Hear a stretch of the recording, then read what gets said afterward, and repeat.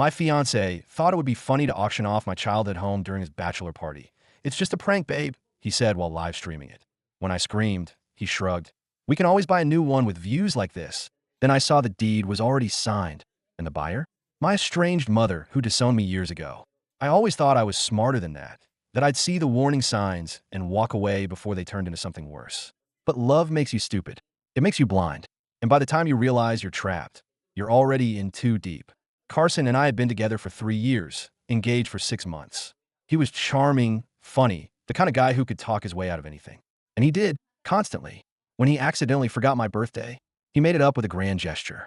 When he humiliated me in front of our friends with one of his pranks, he convinced me I was being too sensitive. When he dismissed my feelings with a laugh and a kiss, he told me that was just his sense of humor. And I believed him, over and over again, because I wanted to. But this wasn't something he could laugh his way out of. This wasn't just another joke. It was the moment I realized the man I was about to marry didn't give a damn about me. And worse, I had no one to blame but myself for not seeing it sooner. It started with a phone call. I was curled up in bed, half asleep, when my phone buzzed on my nightstand. I groaned, reaching for it, expecting a last-minute text from one of my bridesmaids about shoes or hair appointments. Instead, it was Talia. I frowned. She never called this late. Hey, I answered, voice groggy. What's up? Her voice was urgent. Are you watching Carson's stream? I sat up, instantly more awake. What? Go. Now. I rubbed my eyes, confused. Carson wasn't supposed to be streaming. He was out with his groomsmen for his bachelor party. They were drinking, celebrating, probably making idiots of themselves somewhere downtown. But when I opened the app, my stomach turned to ice. There he was. Carson, drunk, grinning into the camera like a kid who just pulled off the best prank of his life. And behind him, my childhood home. The house my grandfather built with his own hands. The house I grew up in. The house that, after years of struggle, I had finally managed to keep in my name. The house that was supposed to be mine forever. Welcome to the ultimate bachelor auction. Carson slurred, throwing an arm around one of his groomsmen. The camera panned around, revealing my home filled with a dozen drunken men, bottles littering the countertops, laughter echoing through the halls. I gripped my phone tighter. No.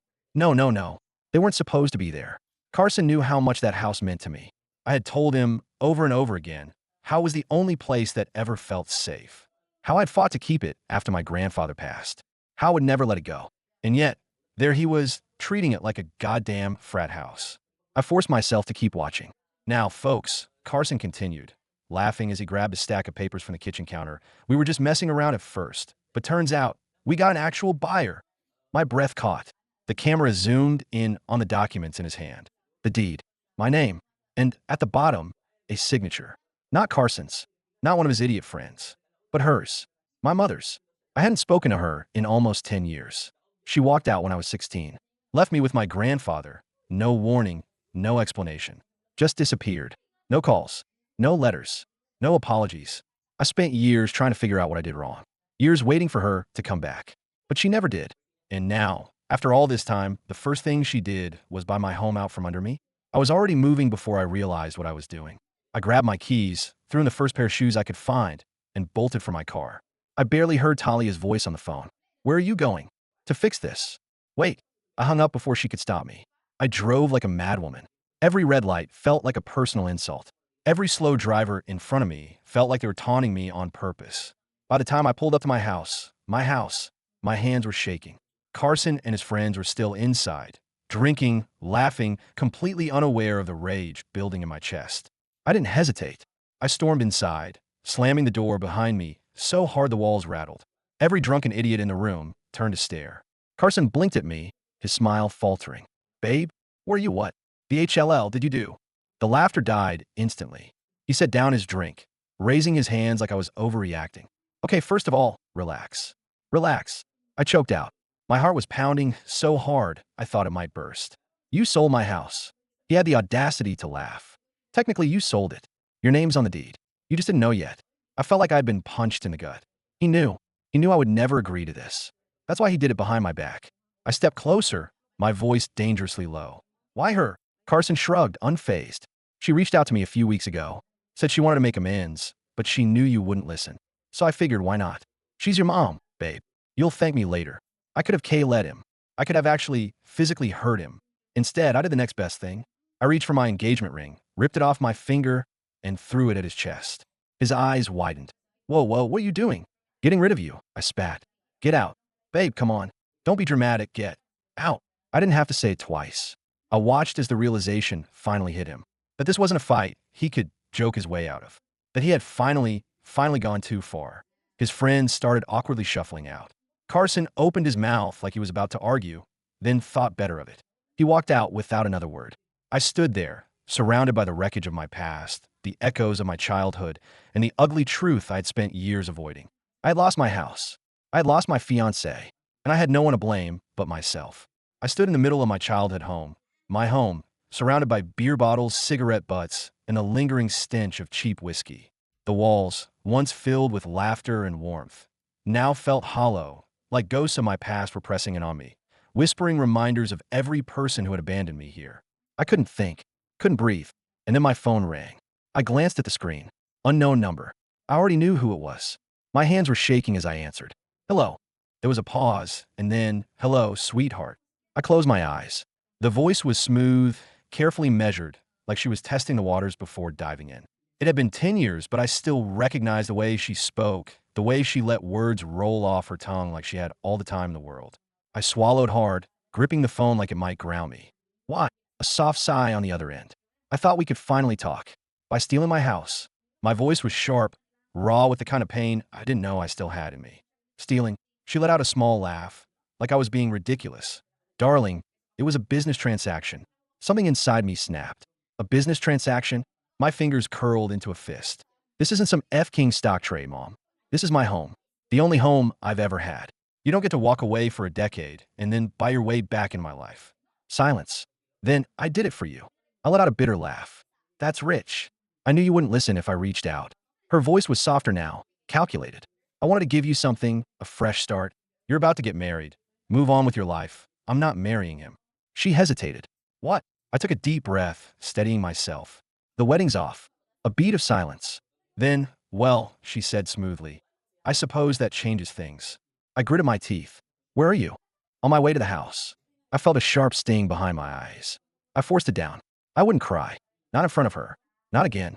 You don't belong here, I said, voice cold. She laughed, soft and low. Oh, sweetheart. I own the place now. And then she hung up. I stood there, my body numb, my mind racing. She was coming here. To my house.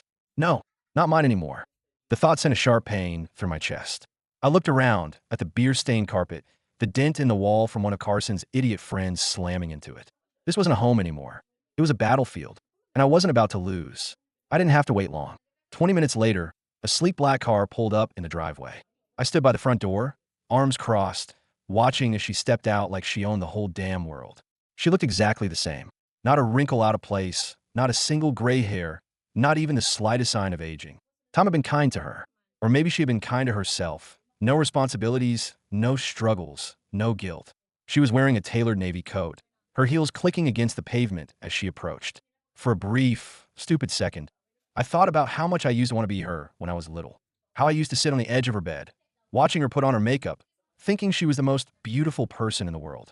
Now, all I saw was a stranger. She stopped a few feet in front of me, tilting her head with that same amused expression she always had, like she was already 10 steps ahead of me. You look well, she said. I didn't respond. Her gaze swept over me, then over the house. She clicked her tongue. Oh, darling, what a mess. Something in me burned. What do you want? She sighed, as if I was exhausting her already. I like to come inside. You like a lot of things, I shot back. Doesn't mean you get them. Her lips twitched. I own the house. Legally, I don't need your permission. I clenched my jaw so hard it hurt. She wasn't wrong, and that made me hate her even more. But I wasn't about to let her waltz in here and pretend this was some kind of reunion. I stepped aside, holding the door open. Fine. She gave me a knowing smile and walked past me, her perfume hitting me like a ghost from my childhood. Expensive, sharp, the kind of scent that clung to memories whether you wanted it to or not. She moved through the house like she was inspecting a property she was about to flip. Her fingers trailed along the dusty countertops, her eyes scanning the space with mild interest. I had forgotten how much her grandfather loved this place, she mused, running a hand over the old wooden dining table. Shame he never knew how to make smart investments. I swallowed the lump in my throat. He made an investment. In me. She turned, raising a perfectly arched brow. And where did that get him? My fingers curled into fists. She knew exactly where. In a hospital bed. Broke. Alone. I took a shaky breath, forcing the anger down. Why are you really here? She sighed, as if I was the one being difficult. Because, sweetheart, I think it's time we talked. Really talked. I let out a hollow laugh. Oh, now you want to talk? Her expression didn't change. Yes. Now. I stared at her, my body thrumming with emotions I couldn't even name. Anger. Hurt. Confusion. But beneath it all, a tiny, dangerous flicker of something else. Something that scared me more than all of it. Hope. She gestured toward the kitchen. Shall we sit? I hesitated. Then, against every instinct screaming at me, I nodded. Because as much as I hated her, as much as I wanted to throw her out of my life forever, I needed to know why she had come back. And more importantly, what the HLL she wanted from me now. She moved with the same confidence she'd always had, like the world bent to her will, like nothing and no one could touch her. She took off her coat, draping it over one of the kitchen chairs, and smoothed out an invisible wrinkle in her blouse. I should have told her to leave. I should have stood my ground and refused to play whatever twisted game she had in mind. But I didn't. Instead, I grabbed 2 mugs from the cabinet and filled them with coffee, my hands moving on autopilot. It was muscle memory. How many times had I made coffee in this kitchen? How many mornings had I sat at this very table with my grandfather? The smell of freshly brewed coffee mixing with the scent of old wood and rain. I pushed one of the mugs toward her, my fingers brushing against the cool surface. She didn't thank me. Of course, she didn't. She simply wrapped her hands around the cup, as if this were a normal visit. As if she hadn't just bought my home out from under me like some kind of goddamn business deal. I sat across from her, keeping my expression unreadable. Talk. She took a sip of coffee, sighing like it was the best thing she'd ever tasted. Then, she set the mug down and laced her fingers together. You're angry. I laughed, the sound sharp and humorless. You think. She tilted her head slightly, like she was studying me. You always had your grandfather's temper. I clenched my jaw. Don't talk about him. Her lips pressed into a thin line, but she didn't argue. Instead, she shifted, resting her elbow on the table. I know this is a shock, but I didn't do this to hurt you. Then why? My voice came out raw, sharp. Why now? After all these years, why do this? She exhaled slowly, like she was choosing her words carefully. Because it was time. I stared at her. Time for what? To fix things. I scoffed. Fix things? You don't fix things by stealing from me. Her expression didn't change. You were never going to sell this house, no matter what. You would have clung to it forever, even if it meant dragging yourself down with it. I gritted my teeth. This house isn't just some property to me. I know, she said quietly. That's why I had to be the one to take it. Something cold slithered down my spine. She wasn't here to apologize. She wasn't here to make amends. She was here because she thought she was right. You've always been stubborn, she continued. Like your father. You hold on to things long past their expiration date, and that's dangerous. I did what needed to be done. I gripped the edge of the table. You don't get to make decisions for me. She sighed. Sweetheart, whether you see it or not, this is for your own good. I wanted to scream. I wanted to throw the damn coffee in her face, to shatter every piece of glass in this house just to drown out the sound of her voice. Instead, I took a slow breath, forcing myself to stay calm. I don't need you. Something flickered in her eyes. Amusement? Pity?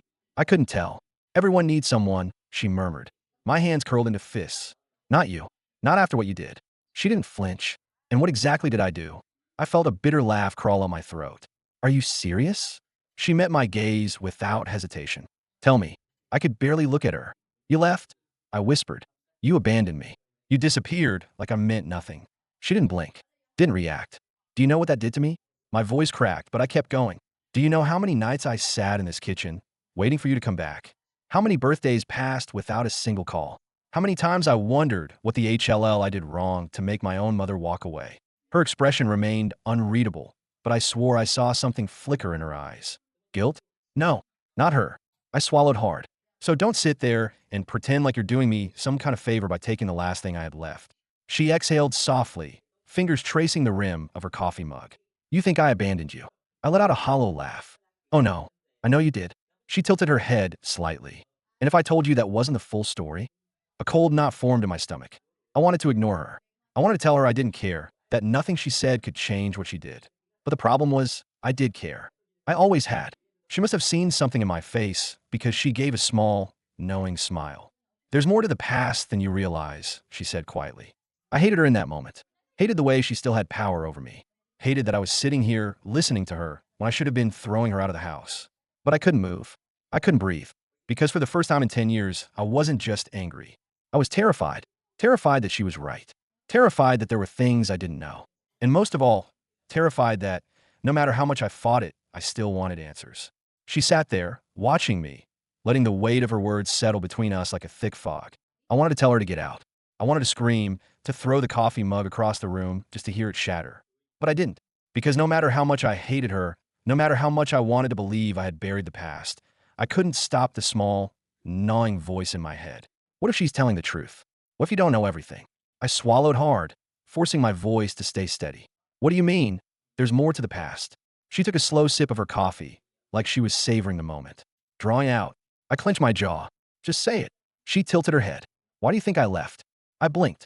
What? She rested her elbow on the table, tapping her manicured nails against her mug. Tell me, what have you been telling yourself all these years? I scoffed. You're unbelievable. Humor me. I gritted my teeth. Fine. She wanted to hear it? I'd say it. You left because you didn't care, I snapped. You left because you wanted a better life, and I didn't fit into that. Because being a mother was inconvenient for you. Because you're selfish. She listened, her expression unreadable, and when I finally stopped, she just nodded. That's what you believe? It's the truth, I bit out. She sighed, shaking her head. No, sweetheart, it's your truth. My nails dug into my palms. Then tell me the real truth. She took another sip of coffee, paused. Then, I had to leave, she said, her voice quiet. Because if I stayed, I would have destroyed you. My breath hitched. Destroyed me? I searched her face for some kind of explanation, but she just sat there, calm as ever, like she hadn't just dropped a BMB in the middle of the conversation. My heart pounded. That doesn't make sense. She smiled faintly. It will. I gritted my teeth. Stop talking in riddles. She exhaled through her nose, tilting her head slightly, as if she were deciding how much to tell me. Then, finally, it wasn't just me who left. A sharp chill ran down my spine. What? She leaned back in her chair. You think I just walked away, just disappeared? But I wasn't the only one who made that choice. I shook my head. No, that's not true. Grandpa, your grandfather fought for you, she interrupted. I never denied that. But do you really think he was the only one involved? A heavy silence stretched between us. My mouth felt dry. I wasn't allowed to stay. Her voice was quiet but firm. I stared at her, my pulse thudding in my ears. What do you mean, not allowed? She held my gaze, and for the first time, I saw something real beneath the mask. Regret. She leaned forward, lowering her voice. Your father made sure of that. I felt the world tilt beneath me. My father, I whispered. She nodded. My throat tightened. No. He left when I was 2. That's what you were told. I shook my head violently. No, that's what happened. Grandpa told me. You never talked about him. I never did, she agreed. Because I couldn't. I felt like I was drowning. This wasn't right. None of this was right. I had spent my whole life believing my father was a ghost. Someone who had left before I was old enough to remember him. Someone who never looked back. He was nothing more than a shadow, a name without a face, a mistake my mother refused to acknowledge. And now, she was sitting across from me, telling me he was the reason she left? No, I said, my voice shaking. You're lying. She didn't flinch. I'm not. I shot up from my chair, sending it scraping against the floor. You don't get to do this. You don't get to rewrite history just because it's convenient for you. She sighed, rubbing her temple like she was exhausted. I knew this wouldn't be easy. Easy. I let out a bitter laugh. You drop this on me and expect me to just accept it? She met my eyes, her gaze steady. I expect you to listen. I shook my head, stepping back like distance would somehow make this less real. I didn't want to listen. I wanted to walk out that door and pretend this conversation never happened. But deep down, beneath the anger and the betrayal, there was something else. Something I'd spent my whole life pretending I didn't need. The truth. I took a slow, shaky breath. Fine, I said, my voice barely above a whisper. Tell me everything. She studied me for a long moment, her expression unreadable. Then, finally, she set her coffee cup down with a soft clink and folded her hands together. I met your father when I was young. She began, her voice quiet but steady. Too young. He was charming, ambitious, the kind of man who could convince anyone of anything. And for a while, I believed every word. I crossed my arms but stayed silent. She took that as a sign to continue. When I got pregnant, things changed. He wasn't interested in being a father. He said it wasn't part of his plan, that we were supposed to be focused on building something, his company, his success, his future. Not a child. She exhaled. But I wanted you. I fought for you. I swallowed hard. The day you were born, he wasn't even there, she said. And when he finally showed up, he had divorce papers in one hand and a contract in the other. My stomach twisted. A contract. She nodded. An agreement. He wanted me to sign over custody. I felt like I couldn't breathe. But you didn't, I said. She smiled bitterly. No, sweetheart. I didn't. And that's when things got worse. The air between us was thick with tension. I refused to give you up, but I underestimated him. He had resources, lawyers, money connections, things I didn't. And suddenly, I was being dragged into a custody battle I couldn't win. Not because I was unfit, but because I was poor. She clenched her jaw. Your father made sure I had nothing. He froze our accounts, took my name off everything, made me out to be unstable. And the worst part? He had the court's sympathy. A cold chill ran down my spine. He wanted you not because he loved you, but because he wanted to win. She took a deep breath, like she was trying to steady herself. But your grandfather, God, he fought harder than I ever could. He stepped in, sold his own home just to pay the legal fees. And in the end, your father backed off. I blinked. So, he just gave up? Her lips curled into a humorless smile. Not exactly. A sick feeling settled in my stomach. The agreement was simple. I leave, and he leaves you alone. I felt my breath hitch. I shook my head. No, that's unbelievable, she asked, raising an eyebrow. Sweetheart, your father never wanted to raise you. He just wanted to make sure I didn't either. A cold, sickening realization crawled up my spine. He didn't love me. He just wanted to win. And you left to protect me, I whispered. She nodded, her expression unreadable. By the time I realized how much damage it would do, it was too late. Your grandfather made sure you were safe, made sure you never had to know what I had done. I let out a shaky breath. My whole life, I believed she abandoned me because she didn't care, because she was selfish. But now, I wasn't sure what to believe. She watched me carefully, as if waiting for me to explode. But I didn't. Instead, I exhaled slowly, running a hand through my hair. Why didn't you come back? She hesitated. I tried, she admitted. But every time I did, I convinced myself you were better off without me. My chest tightened. She was right. I was better off. But that didn't mean I didn't still feel the sting of what she'd done. We sat in silence for a long time. And then, finally, she said, that house was never yours to hold on to, sweetheart. It was a place of pain, not healing. I looked around. The house suddenly felt different. Smaller, less like a home and more like a tomb. She was right. I had spent so much time clinging to it because I thought it was all I had left. But maybe I deserved more. I took a deep breath, steadying myself. Fine. She blinked. Fine. I met her gaze. You want me to let go? Fine. But I'm not walking away with nothing. Her lips twitched. Go on. I leaned forward, my voice steady. I want every penny from this sale. Every single penny. She arched a brow. That's quite a demand. I shrugged. You took my house. Consider my price for letting you. She studied me for a long moment. Then, slowly she smiled. You are my daughter, after all, she murmured. I clenched my jaw, but I didn't argue. Because for the first time in my life, I wasn't losing. By the next morning, the deal was done. The house was gone. But in its place, a bank account filled with more money than I had ever seen in my life. And I knew exactly what to do with it. Carson was still gloating online, spinning the entire thing like it was his genius move, talking about how he taught me a lesson and proved he could turn anything into a payday. Too bad he didn't see my lesson coming. With a single phone call, I took every dollar I had been given and bought out Carson's entire company stock. Every share he had stupidly left public. Every investment he had made under his own name. And then, I sold it all to his biggest competitor at a massive discount.